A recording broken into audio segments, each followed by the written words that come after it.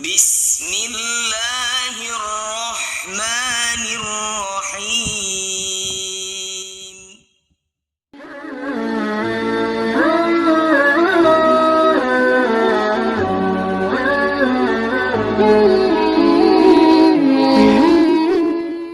Bismillahirrahmanirrahim. Assalamualaikum warahmatullahi wabarakatuh. Syukur alhamdulillah kita bisa berjumpa lagi di channel Kang Noval. Sholawat dan salam selalu dan tetap tercurahkan kepada junjungan kita Nabi besar Muhammad sallallahu alaihi wasallam. Allahumma sholli ala sayyidina Muhammad wa ala ali sayyidina Muhammad. Saya berharap semoga sahabatku semuanya selalu diberikan sehat walafiat, dilapangkan rezeki yang barokah, diampuni segala dosa-dosanya, dan dipanjangkan umurnya. Amin ya rabbal alamin. Sahabat Kang Noval yang dirahmati Allah subhanahu wa ta'ala, memasuki alam kubur merupakan fase pertama setelah seseorang mengalami kematian. Sebuah alam baru yang disebut alam barzakh dan dianggap paling menakutkan saat pertama kali kita terbangun atau sadar setelah mati. Seseorang yang sudah mati akan merasa tak percaya jika dia sudah meninggalkan alam fana dan serasa bermimpi ketika di alam kubur. Digambarkan jika seseorang yang baru 1 hari meninggal seperti mengalami mimpi jika dia belum mati tetapi sebenarnya sudah memasuki alam barzakh. Disebutkan ketika seseorang yang mengalami kematian dan kemudian memasuki alam kubur, maka pertama yang akan datang adalah malaikat Munkar dan Nakir. Kedatangan malaikat Munkar dan Nakir di alam kubur ini pun digambarkan dengan cukup menyeramkan bagi mereka yang banyak melakukan maksiat semasa hidupnya. Akan tetapi akan nampak menawan bagi mereka yang semasa hidupnya taat di jalan Allah subhanahu wa ta'ala. Ketika pertama kali berhadapan dengan manusia di alam kubur, maka ada 6 pertanyaan yang akan diajukan oleh malaikat Munkar dan Nakir. Adapun 6 pertanyaan di alam kubur ini menentukan perjalanan selanjutnya. Apakah dia akan ditempatkan bersama para nabi, ulama, dan umara di surga, atau justru sebaliknya memasuki neraka dan dihisab terlebih dahulu. 6 pertanyaan itu adalah: yang pertama, man rabbuka, siapa Tuhanmu? Kedua, ma dinuka, apa agamamu? Yang ketiga, man nabiyuka, siapa nabimu? 4, ma kitabuka, apa kitabmu? Kemudian yang kelima, aina qiblatuka, di mana kiblatmu? Yang keenam, man ikhwanuka, siapa saudaramu? Benarlah demikian kehidupan alam barzakh atau alam kubur banyak disebutkan dalam Al-Quran dan hadis, serta siksa-siksanya yang tanpa ampun bagi mereka yang berdosa, tetapi akan mendapatkan kelapangan dan ketenangan bagi umat yang beramal soleh. Dan berikut ini hadis Rasulullah sallallahu alaihi wasallam yang menggambarkan perjalanan manusia setelah melewati fase kematian, maka di alam kubur sudah menanti kehidupan baru dan serba asing. Hadis panjang Al-Bara' bin Azib yang diriwayatkan oleh Imam Ahmad dan disahihkan oleh Imam Al-Hakim dan Syalbani ini menceritakan perjalanan manusia di alam kuburnya. Suatu hari kami mengantarkan jenazah salah seorang sahabat Nabi Shallallahu Alaihi Wasallam dari golongan Ansor. Sesampainya di perkuburan, liang lahat masih digali, maka Rasulullah Shallallahu Alaihi Wasallam pun duduk menanti dan kami juga duduk terdiam di sekitarnya, seakan-akan di atas kepala kami ada burung gagak yang hinggap. Rasulullah sallallahu alaihi wasallam memainkan sepotong dahan di tangannya ke tanah, lalu mengangkat kepalanya seraya bersabda, "Mohonlah perlindungan kepada Allah dari azab kubur." Beliau ulangi perintah ini 2 atau 3 kali. Kemudian beliau Shallallahu Alaihi Wasallam bersabda, seandainya seorang yang beriman sudah tidak lagi menginginkan dunia dan telah mengharapkan akhirat, sakaratul maut, turunlah dari langit para malaikat bermuka cerah secerah sinar matahari. Mereka membawa kain kafan dan wewangian dari surga, lalu duduk di sekeliling mukmin tersebut sejauh mata memandang. Setelah itu turunlah malaikat pencabut nyawa dan mengambil posisi di arah kepala mukmin tersebut. Malaikat pencabut nyawa itu berkata, "Wahai nyawa yang mulia, keluarlah engkau untuk menjemput ampunan Allah dan keridhaannya." Maka nyawa itu dengan mudahnya keluar dari tubuh mukmin tersebut, seperti lancarnya air yang mengalir dari mulut sebuah kendil. Lalu nyawa tersebut diambil oleh malaikat menjemputnya dan dalam sekejap mata diserahkan kepada para malaikat berwajah cerah tadi. Lalu dibungkus dengan kafan surga dan diberi wewangian darinya pula. Hingga terciumlah bau harum seharum wewangian yang paling harum di muka bumi. Kemudian nyawa yang telah dikafani itu diangkat ke langit. Setiap melewati sekelompok malaikat di langit, mereka bertanya, "Nyawa siapakah yang amat mulia itu?" "Ini adalah nyawa Fulan bin Fulan," jawab para malaikat yang mengawalnya dengan menyebutkan nama yang terbaik ketika di dunia. Sesampainya di langit dunia, mereka meminta izin untuk memasukinya, lalu diizinkan. Maka seluruh malaikat yang ada di langit itu ikut mengantarkannya menuju langit berikutnya.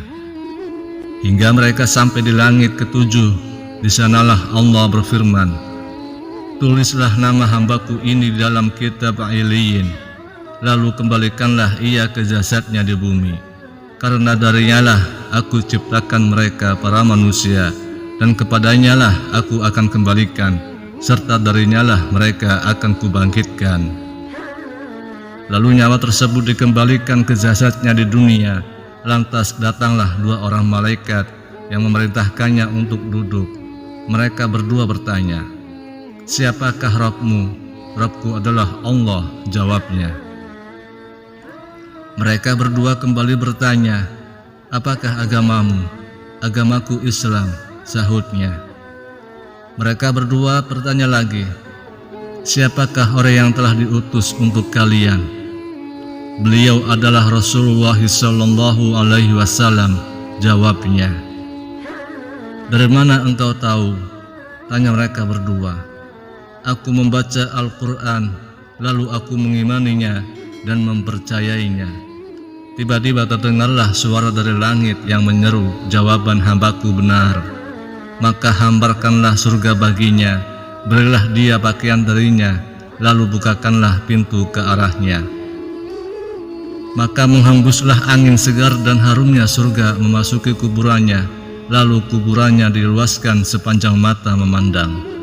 Saat itu datanglah seorang pemuda asing yang amat tampan, memakai pakaian yang sangat indah dan berbau harum sekali, seraya berkata, "Bergembiralah, inilah hari yang dijanjikan dulu bagimu." Mukmin tadi bertanya, "Siapakah engkau?"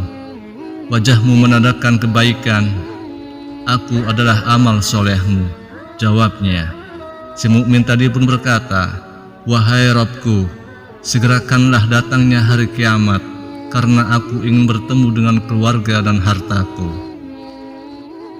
Adapun orang kafir, di saat dia belum keadaan tidak mengharapkan akhirat dan masih menginginkan keindahan duniawi, turunlah dari langit malaikat yang bermuka hitam sambil membawa kain mori kasar.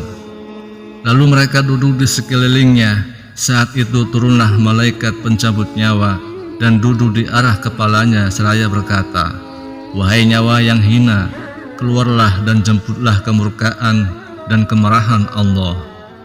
Maka nyawa orang kafir tadi berlarian di sekujur tubuhnya. Maka malaikat pencabut nyawa tadi mencabut nyawa tersebut dengan paksa, sebagaimana seseorang yang menarik besi beruji yang menempel di kapas basah. Begitu nyawa tersebut sudah berada di tangan malaikat pencabut nyawa, sekejap mata diambil oleh para malaikat bermuka hitam yang ada di sekelilingnya. Lalu nyawa tadi segera dibungkus dengan kain mori kasar. Tiba-tiba terciumlah bau busuk, sebusuk bangkai yang paling busuk di muka bumi. Lalu nyawa tadi dibawa ke langit.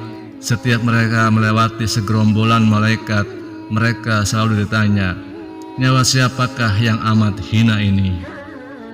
"Ini adalah nyawa Fulan bin Fulan," jawab mereka dengan namanya yang terburuk ketika di dunia. Sesampainya di langit dunia, mereka minta izin untuk memasukinya, namun tidak diizinkan. Rasulullah SAW membacakan firman Allah Subhanahu wa Ta'ala, "Tidak akan dibukakan bagi mereka orang-orang kafir pintu-pintu langit, dan mereka tidak akan masuk surga sampai seandainya unta bisa memasuki lubang jarum sekalipun." Quran Surat Al-A'raf ayat 40. Saat itu Allah berfirman, "Tulislah namanya di jalan Sijjin di bawah bumi." Kemudian nyawa itu dicampakkan dengan hina dina. Rasulullah SAW membaca firman Allah Subhanahu wa Ta'ala, "Barang siapa mempersekutukan sesuatu dengan Allah, maka adalah ia seolah-olah jatuh dari langit, lalu disambar oleh burung, atau diterbangkan angin ke tempat yang jauh." Quran Surah Al-Hajj ayat 31. Kemudian nyawa tadi dikembalikan ke jasadnya, hingga datanglah dua orang malaikat yang mendudukannya seraya bertanya, "Siapakah Rabbmu?" "Aku tidak tahu," jawabnya. Mereka berdua kembali bertanya, "Apakah agamamu?" "Aku tidak tahu," sahutnya. Mereka bertanya kembali, "Siapakah orang yang telah diutus untuk kalian?" "Aku tidak tahu," jawabnya. Saat itu terdengar seruan dari langit, "Hambaku telah berdusta, hamparkan neraka baginya dan bukakan pintu ke arahnya." Maka hawa panas dan bau busuk neraka pun bertiup ke dalam kuburannya. Lalu kuburannya disempitkan oleh Allah hingga tulang belulangnya pecah dan menancap satu sama lainnya. Tiba-tiba datanglah seorang yang bermuka amat buruk, memakai pakaian kotor dan berbau sangat busuk, seraya berkata, "Aku datang membawa kabar buruk untukmu. Hari ini adalah hari yang telah dijanjikan bagimu." Orang kafir itu seraya bertanya, "Siapakah engkau?" "Wajahmu menandakan kesialan." "Aku adalah dosa-dosamu," jawabnya.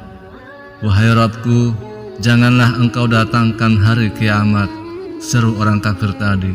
Hadis riwayat Ahmad.